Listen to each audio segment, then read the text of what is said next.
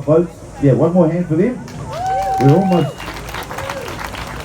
almost at the end of our afternoon, and we'll have some light entertainment just to sort of ease us off into a nice early evening so we can get a big good early night sleep for a big weekend coming up tomorrow. But as you would have heard earlier on, we had a wonderful victory in the High Court of Wellington today. A great victory for our New Zealand Defence Force and our police staff. And so it's my great honour to have one of the members of that team here today. And he's going to come and share a little bit to us about their fight in court and the first of many victories. So could you please put your hands together for the New Zealand Defence Force, Paul Stanaway.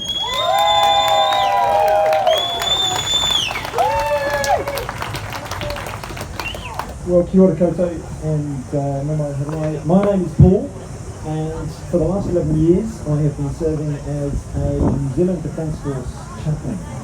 And over the last nearly a year, a large number, like hundreds, members of the Defence Force, civilians, louder, yeah, civilian members of the Defence Force, regular force uniform members, and territorial force uniform members, have been trying our best to hold the ground against pressure and what became an internal decision to make us have the vaccines, and then obviously the governmental decision to mandate us. And we have been trying to peaceably and with all of our professional conduct resist that.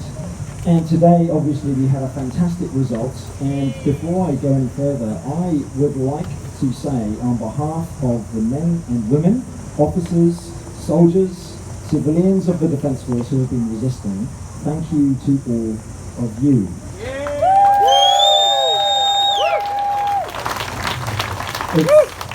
It's just amazing how timing works out.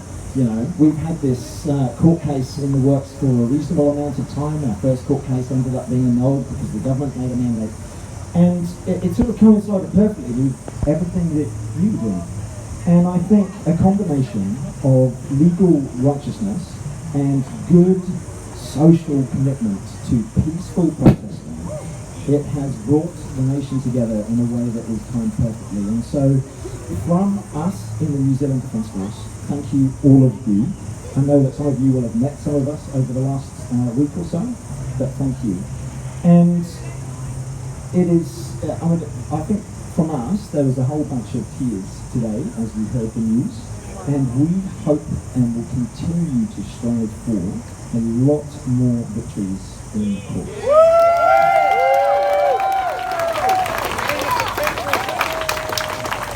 Now, we represent a proportion of people in New Zealand who are using peace to stand for freedom and to stand for humanity. And I'm not going to speak for too much longer, because we've all got a lot of things to be getting on with this evening, like listening to more beautiful music. But being a Defence Force chaplain, a padre, I do just want to share a short few words, if you bear with me, from the book of Matthew in the Bible. I'm not going to talk a lot about it. I know not everybody here is into the Bible in this way, but it's from Matthew 24, and it says, "Because of the increase of wickedness, the love of many will grow cold. But those who stand firm to the end will be saved."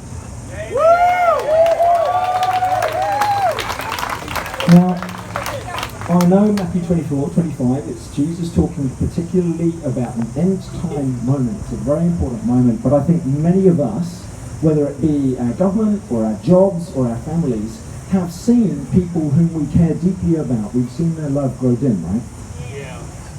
But I think what we're all saying here today, and the victory in the courts that we've heard today, not us. Our love is not growing cold. And it will not grow cold tomorrow either. And it will not grow cold on any day where freedom and humanity is under threat. We are members of the New Zealand Defence Force and the Police Force. We love you.